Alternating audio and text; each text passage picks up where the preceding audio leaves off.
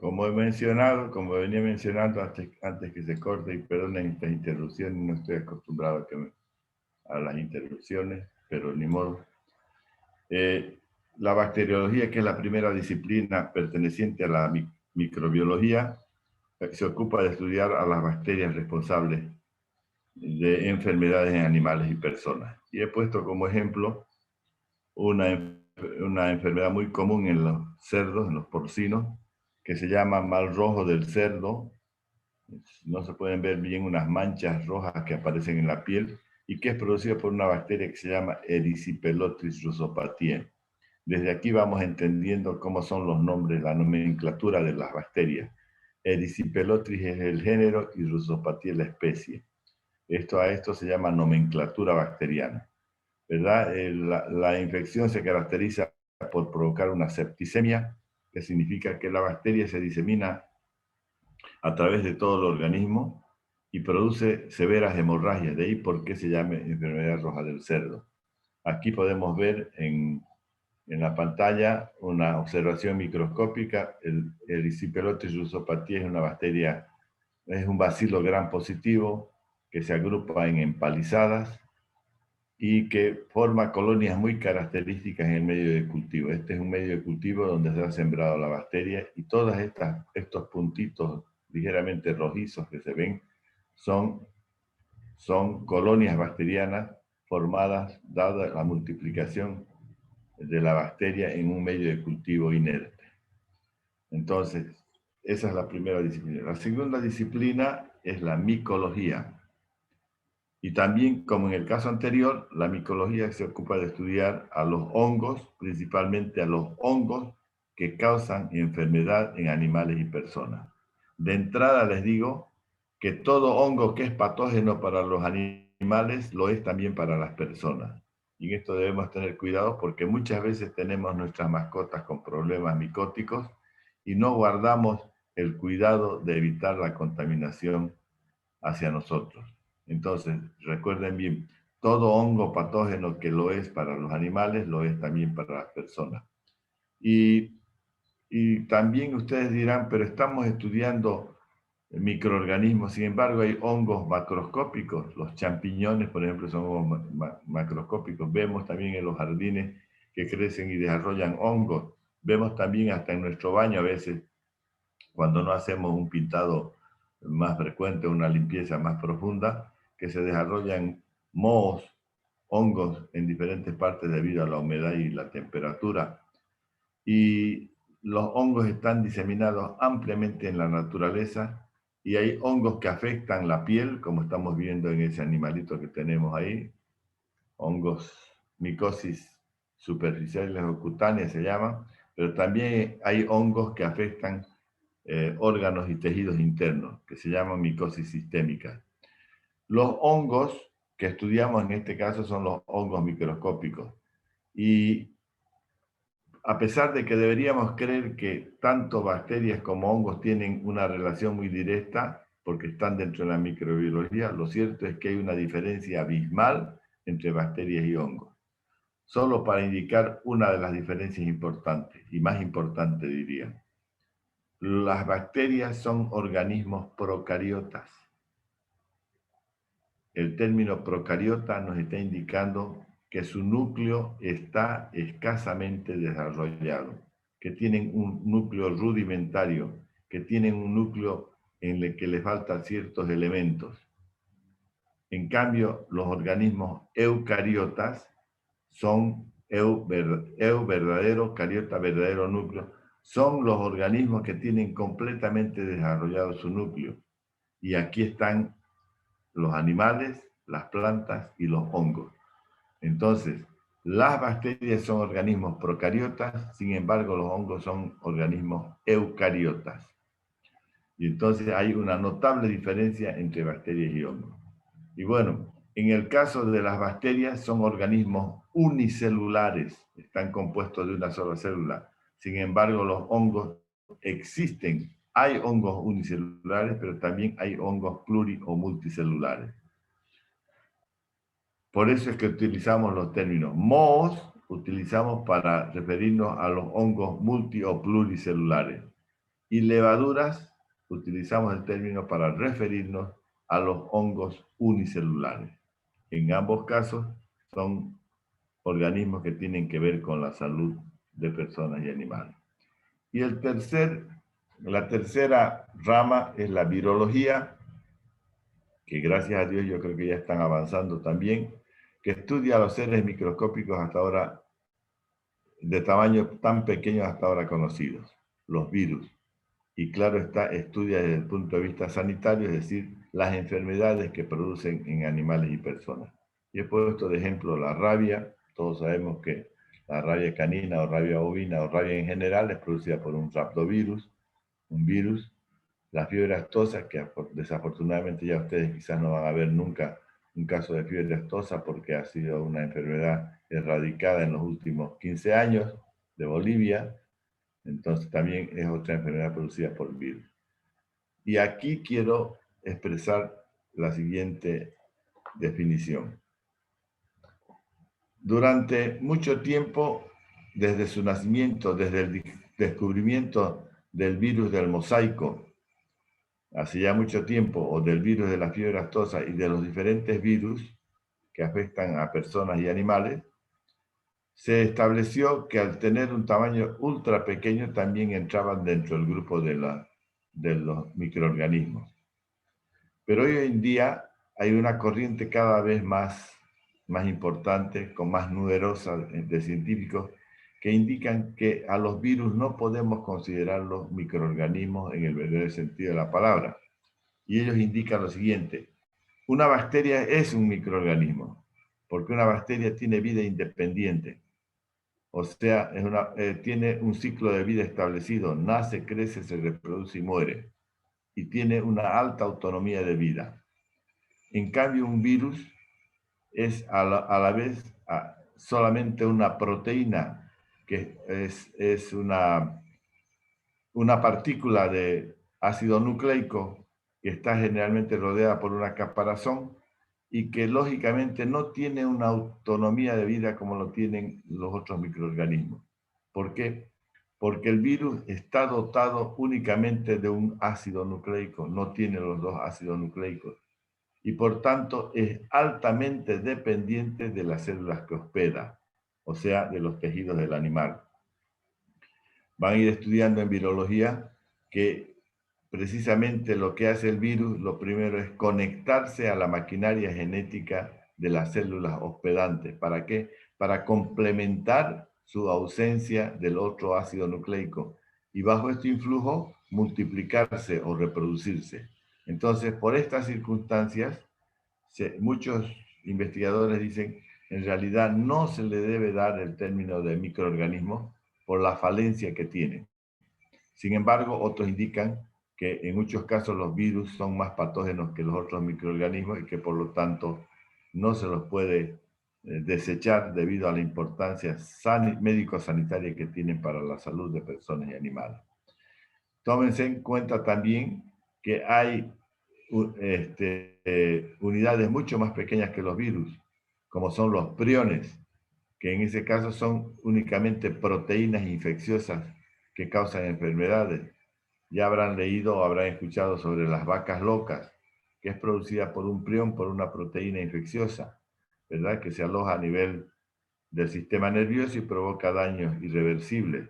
O la enfermedad del escrapié en ovejas, que también produce un daño similar. Entonces, con el tiempo y bajo las nuevas técnicas de investigación, se van descubriendo unidades mucho más pequeñas. Pero hasta hoy en día, las tres disciplinas, bacteriología, micología y virología, componen a la ciencia que llamamos y reconocemos como microbiología. Pero la asignatura se llama bacteriología y micología veterinaria. Entonces, en principio, nos interesa más dedicarnos a bacteriología veterinaria. Y aquí también damos una definición un tanto sesgada e indicamos que la bacteriología veterinaria es la encargada o responsable de estudiar a las bacterias que provocan enfermedades o alteración en la salud de los animales y que lógicamente representan un peligro para la salud del hombre. No deben olvidar, no deben perder de vista que muchas de las enfermedades que afectan a los animales se pueden transmitir al hombre, y son las famosas zoonosis, o sea, las enfermedades que las adquirimos a partir de los animales. Entonces, si se fijan en el diccionario, bacteriología, la bacteriología es la ciencia que estudia las bacterias en general, es decir, a las bacterias buenas o malas o que estén en ciertos nichos ecológicos, etcétera, etcétera. Pero en el caso de nosotros, la bacteriología veterinaria de preferencia estudia aquellas que causan daño o enfermedad en los animales. Y hemos puesto como figura o como fotografía, por ejemplo, a una bacteria que causa mucho daño en las ganaderías en general a través de los abortos, que es la Brucella abortus, una bacteria que infecta a los animales y que particularmente en la vaca provoca que ésta elimine el producto en el segundo tercio de la gestación, que quiere decir entre el quinto y sexto mes de preñez viene el aborto provocado por la bacteria. Y lógicamente eso causa enormes pérdidas a la ganadería. ¿Por qué el término de bacteriología?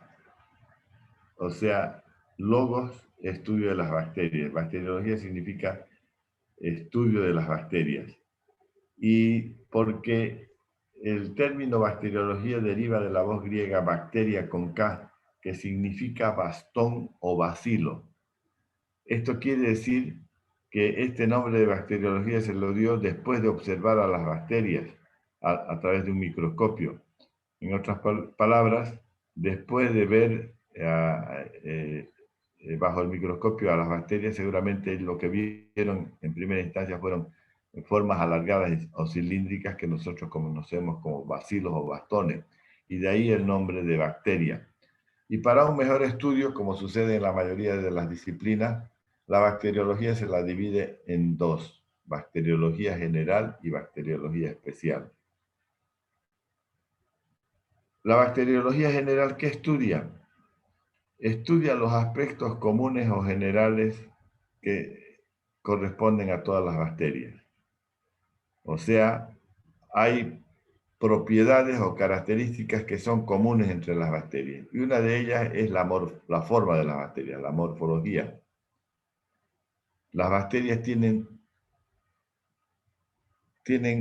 diversas morfologías o formas, pero las más comunes, las más frecuentes, las tenemos aquí en la pantalla, donde podemos ver claramente que hay las formas redondas o esféricas llamadas cocos. Cada uno de estos redonditos, si quieren llamarle, es una bacteria. Tienden ellos a la conformación de agrupaciones que se las llaman colonias. Tienden a agruparse fruto de su proceso de multiplicación, ¿verdad? Y tienden a mostrar cierta formación o agrupación muy particular. Entonces, también encontramos las formas alargadas o cilíndricas. Por esta forma fue que se llamó bacteria con K, que significa bastones. Estos son bastones o bacilos. Y también encontramos las formas elipsoidales o como una hélice, llamadas espirilos, como podemos ver en esta bacteria que es una leptospira, una forma espirilada o elipsoidal. Son las tres formas características. También la bacteriología general estudia la fisiología de las bacterias. Por ejemplo, en la fotografía de la mano izquierda podemos ver las estructuras que integran, que conforman una célula bacteriana. Esta es una bacteria y podemos ver que de afuera hacia adentro presenta una pared celular. Bueno, de afuera primero está una cápsula, una pared celular, una membrana citoplasmática, el citoplasma que abarca todo esto. Y dentro del citoplasma hay los ribosomas, los mesosomas, los gránulos citoplasmáticos, y también encontramos un elemento que le permite movilización a la bacteria que se llama flagelo. Pero ¿qué es lo que quiero resaltar aquí? Aquí está mostrando, claramente no muestra la presencia clara de un núcleo, sino que nos muestra una zona de DNA o ADN. de un ácido nucleico que está presente, distribuido o esparcido en el citoplasma, razón por la cual no tiene un núcleo bien definido. ¿Por qué? Porque como estamos viendo, no presenta una membrana nuclear, no tiene nucleolo y la información genética que lleva la bacteria está constituida únicamente por un cromosoma de doble filamento, o sea, un solo cromosoma es su información genética. Entonces, estas características de este núcleo o nucleoide hace que lo llamemos organismos procariotas, debido al escaso desarrollo de su núcleo. Pero bueno, en cuanto a la microbiología, a la bacteriología general, ¿qué estudia en este aspecto? Estudia cómo está conformada la célula bacteriana, qué estructuras la presenta y qué acción o función cumple cada una de estas estructuras. Por ejemplo, la pared celular, ¿para qué le sirve a la bacteria? La pared celular es la que le da forma y rigidez a la bacteria y además la protege. La membrana citoplasmática, ¿para qué le sirve a las bacterias? Le sirve primero como muro de contención para contener al citoplasma y mantener la presión osmótica al interior de la célula bacteriana. Pero además tiene otra función importantísima. Permite la membrana citoplasmática la nutrición de la bacteria. Ella es la que selecciona y permite el ingreso de los nutrientes que deben ingresar hacia diversas áreas, principalmente ribosomas y otros, para que a través de enzimas, procesos enzimáticos, puedan tener los elementos nutritivos que necesitan las bacterias. Otro aspecto general vendría a ser el de la multiplicación o reproducción de las bacterias. Todas las bacterias, de manera general, tienen una forma de reproducción muy particular que se llama simple fisión o división binaria, división en dos. Y aquí la fotografía nos muestra ese proceso. En realidad, una célula que ha llegado a su madurez, lo primero que hace es una elongación, un alargamiento de la célula. Y luego esta célula se divide en dos células con idénticas características a la progenitora. Si este proceso lo realiza en 5 minutos, quiere decir que a partir de una célula habrá en 5 minutos 2 nuevas células. En otros 5 minutos habrá 4, en otros 8, 16, 32 y así sucesivamente. Por eso es que se dice que la reproducción de las bacterias es logarítmica o exponencial. Claro, aquí estoy explicando el proceso de reproducción, multiplicación por división binaria, lo estoy explicando de forma sencilla. Ya cuando hablemos del proceso de multiplicación en serio, haré una explicación mesurada, bien profunda acerca de qué es lo que sucede en este proceso de multiplicación. Pero todas las bacterias realizan ese proceso. Y también se consideran aspectos generales o corresponde a la bacteriología general el comportamiento bioquímico. Todas tienen un proceso de nutrición semejante, ya lo expliqué, en el que cumple una función importantísima la membrana citoplasmática. La mayoría o casi todas producen toxinas. Muchas de las enfermedades que producen las bacterias son debidas a sus toxinas. Por ejemplo, una bacteria que deben conocer ustedes es el Clostridium tetani, el que produce el tétanos. Y esta bacteria lo que hace es producir una toxina neurotóxica que es muy potente, que mata a animales y personas por reacción, que quiere decir que la toxina llega a nivel del sistema nervioso y provoca realmente un daño irreversible que lleva a la muerte de animales y personas. Las bacterias, al ser verdaderas maquinarias de producción de enzimas, utilizan esas enzimas no solo para sus procesos fisiológicos permanentes, sino que además muchas de esas enzimas son utilizadas para provocar daño o enfermedad en los animales, en los tejidos del animal. También las bacterias tienen un mecanismo muy eficiente de descomposición de los hidratos de carbono, de los azúcares. Generalmente los hacen por fermentación y otras actividades bioquímicas. O sea, que desde el punto de vista morfológico de la forma, desde el punto de vista fisiológico, nutrición y conformación de una célula bacteriana, o desde el punto de vista bioquímico, se puede hablar de aspectos generales o comunes, porque son común entre todas las bacterias. Pero también hay la bacteriología especial, como dijimos hace rato. Y en este caso, la bacteriología especial ya no estudia lo común o las propiedades comunes que existen entre las bacterias. En este caso, como dice ahí en la definición, estudia en forma ordenada, sistemática y científica las características individuales de cada una de las especies bacterianas, haciendo resaltar las diferencias entre una especie con la otra. O sea, ya no busca lo generalístico, sino más lo específico, aquello que diferencia esta bacteria de la otra. Y he puesto como ejemplo 5 bacterias: Brucella abortus, Streptococcus viveris, Clostridium tetani, Bacillus anthracis, Mycobacterium bovis. O sea, estas bacterias tienen diferencias marcadas entre ellas, y la bacteriología especial es lo que se ocupa de estudiar precisamente a cada una de ellas y las diferencias que pueden existir con la otra.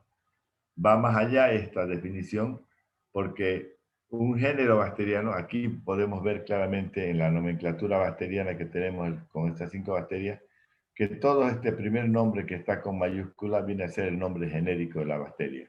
Brucella, Streptococcus, Clostridium, Bacillus, Mycobacterium. Es el nombre genérico. En cambio, Abortus, Uveris, Tetani, Anthracis, Bovis son nombres específicos de las bacterias. Y como vamos a ver más adelante, una bacteria puede tener, un género puede tener una o muchas especies.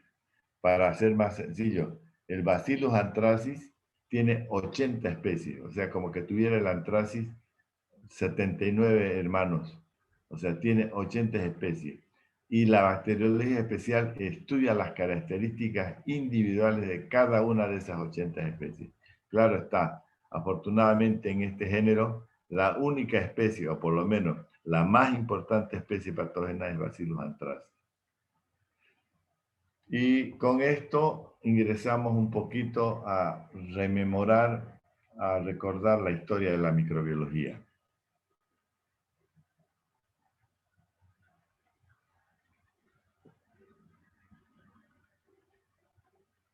Dicen que los pueblos que no tienen historias están condenados a morir. Lo mismo se aplica a las ciencias. Aquellas disciplinas que carecen de historia están condenadas a desaparecer. Y la microbiología tiene una historia grande, amplia, que viene desde muchísimos, como dijimos, desde el inicio mismo de la vida en nuestro globo terráqueo. Y precisamente ahí dice, el origen de la vida ha sido un tema que han estudiado clérigos, filósofos, científicos, políticos y gente de toda condición humana, de toda condición económica, de toda condición política. Ha tratado de escudriñar, de establecer cómo es el origen de la vida. Y casi siempre, al estudiar el origen de la vida, ha tomado en cuenta que en muchos casos se ha considerado que las enfermedades tenían origen divino. Hoy en día podemos establecer, sin ir en contra del dogma de la religión, que muchas de las enfermedades tienen su causa en los microorganismos y que al no ser visibles, obviamente no se sabía la causa de esas enfermedades, pero poco a poco en el transcurrir del tiempo se han ido descubriendo que la causa de esas enfermedades, que como he dicho en muchos casos, es producida por microorganismos. Y fruto de esos estudios, como lo dije al principio, 8.000 años antes de nuestra era, muchos de los alimentos y bebidas que consumían los humanos eran debido precisamente a las acciones ejercidas por los microorganismos y por sus enzimas. Los babilonios saben perfectamente que los procesos de fermentación de las bebidas eran gracias a las levaduras que incorporaban. Ellos utilizaban el término semilla y hasta hoy en día se utiliza ese término. Quizás alguno de ustedes ha visto preparar a la mamá o a la abuela yogur, y la preparación del yogur tiene una característica importante. Si hoy día consumimos el yogur que preparó en la mañana la abuela ya, antes que nada, ha guardado un poco del yogur elaborado en un recipiente limpio, bastante limpio y protegido, y ese poco de yogur es el que va a incorporar al próximo yogur que va a preparar. O sea, es como su semilla. ¿Y qué contiene esa semilla? Contiene lactobacilos, aquellos, aquellas bacterias que provocan la transformación de la leche en ese producto tan requerido hoy en día. Entonces, así como he explicado lo del yogur, muchas de las transformaciones de los alimentos se produjeron en base a esas características. Los egipcios y hebreos, imagínense, 5000 años antes de Cristo, ya ellos descubrieron el contagio, la transmisibilidad de las enfermedades. Recordarán que en la Biblia inclusive menciona que las dos grandes enfermedades bíblicas son la tuberculosis y la lepra. ¿Por qué? Porque eran enfermedades que han provocado daño en las personas desde tiempos inmemoriales. Entonces, los hebreos que eran más estudiosos, más criteriosos, habían observado que allí donde aparecía, en aquel hogar, en aquella casa donde aparecía un leproso o un tuberculoso, si se lo dejaba estar a ese enfermo, en el tiempo transcurrido iban a aparecer otras personas, otros individuos del núcleo familiar también con la enfermedad. Y entonces ellos sugirieron al faraón para que las personas enfermas de tuberculosis y lepra sean separadas del núcleo familiar, sean llevadas a lugares lejanos para evitar el contagio. Claro, hoy sabemos perfectamente que un individuo enfermo con cualquier enfermedad transmisible, si se mantiene en contacto con los otros, con seguridad nos va a transmitir la enfermedad. Y hoy más que nunca conocemos ese dato por el tema del COVID-19, ¿verdad? Sabemos perfectamente que el contagio va a venir hacia nosotros por el contacto con alguna persona enferma o con algunos productos que haya agarrado ella, la persona enferma. Entonces, ellos hace 5000 años ya manifestaron eso. Hipócrates, que vivió entre el siglo tercero y cuarto de nuestra era, ¿verdad? Hipócrates, que es considerado el padre de la medicina, él sin observar bacterias, porque ni tenía idea todavía de la presencia de los microorganismos, él dijo que para que se produzca una enfermedad, o sea, para que hayan personas o animales enfermos, deberían interactuar dos factores, un factor interno y otro factor externo. Él decía un factor intrínseco y un extrínseco, factor interno y externo. ¿Y a qué se refería? Cuando hablaba de factor interno decía el organismo que se va a enfermar, la persona que va a enfermarse. Y cuando se refería al externo se refería a la causa de la enfermedad. Y hoy vuelvo al ejemplo del COVID, que es el que más le van a entender. Hasta marzo de este año no existía la enfermedad en Bolivia, ¿verdad? No existía. Existían las personas que podían enfermarse, pero al no existir el microorganismo responsable de la enfermedad, no había la interacción entre el factor interno y externo, y por tanto no se daba la enfermedad. Pero a partir del ingreso del virus a Bolivia y al existir el factor interno, entonces el externo rápidamente se difunde entre las personas, contaminando. Entonces, evidentemente, para que se produzca una enfermedad, siempre interactúan estos factores. Y en la actualidad, los epidemiólogos, que son los encargados de estudiar las enfermedades, le han aumentado un otro factor, un tercer factor, el factor medio ambiente.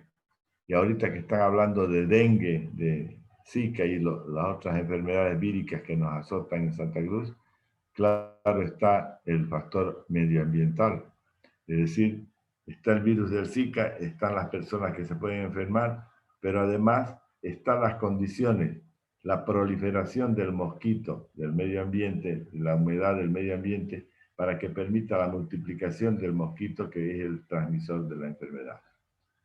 Y después de Hipócrates, muchos años después, ya casi despuesito de descubrir la América en 1546, recuerden que para los que no se recuerdan, que la América fue descubierta en 1492, perdón. Y, o sea, 50 años después de eso, hubo una persona en Europa que fue Frascastorio, un investigador famoso, que fue el primero en indicar que en el medio ambiente existían gérmenes, y estos gérmenes eran responsables no solo de las enfermedades, sino de la descomposición de los alimentos, de la putrefacción de la proteína. El hombre tenía absoluta razón, estaba en lo cierto, pero su teoría no prosperó. ¿Por qué? Primero, porque no tenía cómo demostrar lo que estaba aseverando. No existían los microscopios en la época. Y segundo, había en boga, estaba muy de moda, una teoría famosísima que venía desde el siglo XIII, la teoría de la generación espontánea, en la cual se indicaba, conocida también como la abiogénesis, en la cual se indicaba que los gusanos que aparecían en una herida infectada venían de la nada. Era tanto el culto que tenían a esa teoría que habían algunos investigadores que decían que eran capaces de formar ratones a partir de basura, de trapos sucios, cuando todos sabemos que para que haya más ratones tiene que haber una conexión entre la rata y el ratón para permitir. Entonces, todo eso no permitió que Frascatorio triunfe. Y 200 años después de Frascatorio, viene este señor Antonio van Leeuwenhoek. A la fecha ya se había inventado el microscopio, y este señor Antonio van Leeuwenhoek es quien descubre a las bacterias. No es ni Koch, ni Pasteur, ni ningún otro, es Antonio van Leeuwenhoek. Es el que descubre a las bacterias, y las descubre de forma casual.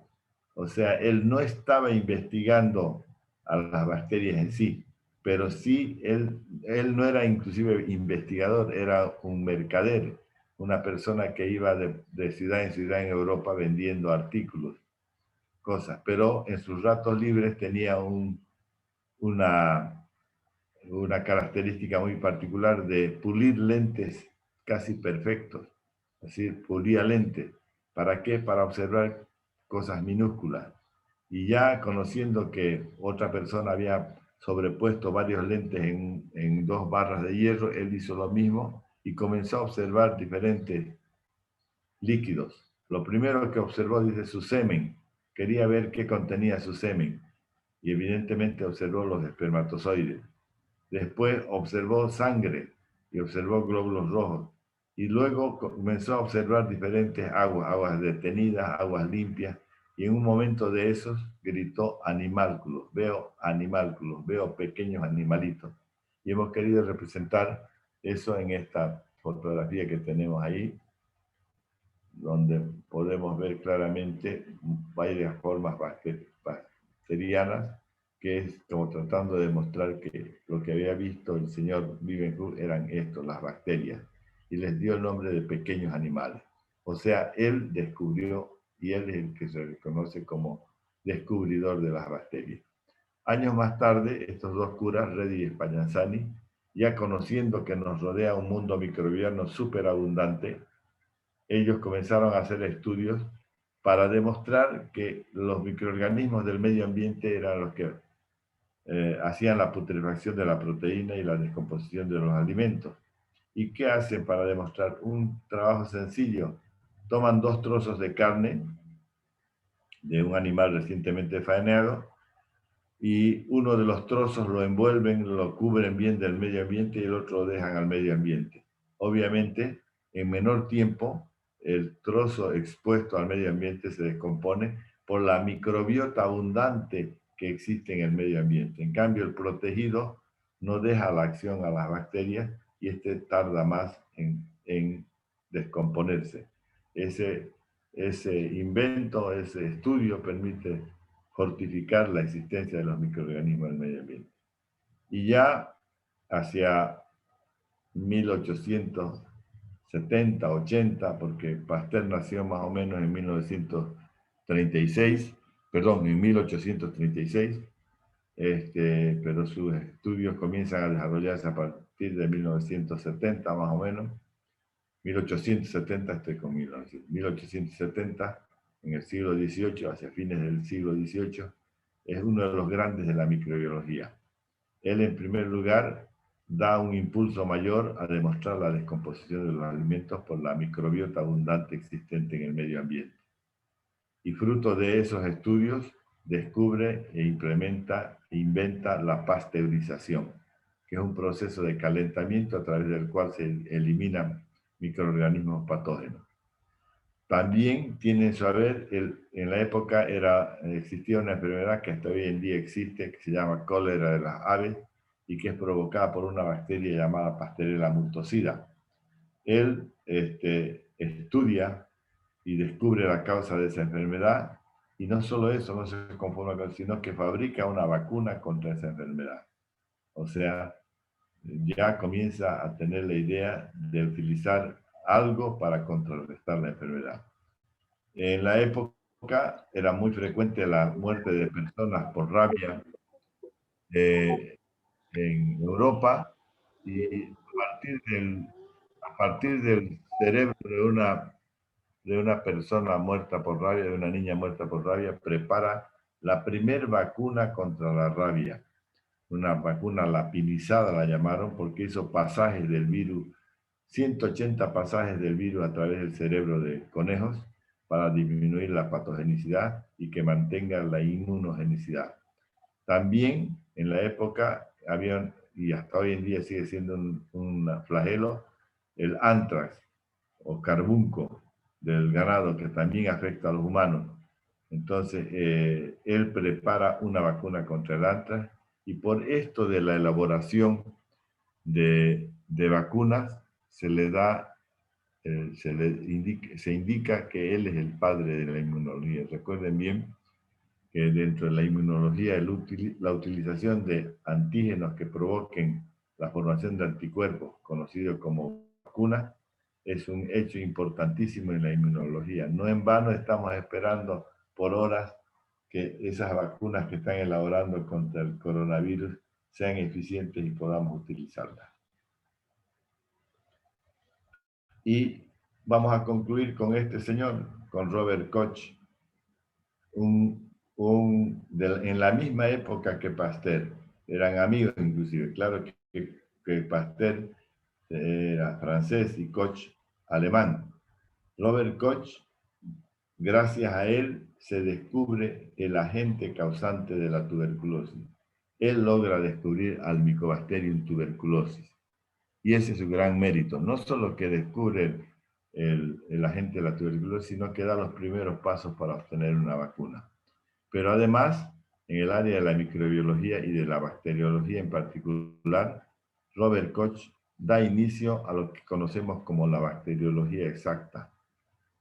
O sea, una bacteriología más precisa, una bacteriología ya no basada en suposiciones, sino en hechos. ¿Por qué? Porque él utiliza colorantes para observar a las bacterias.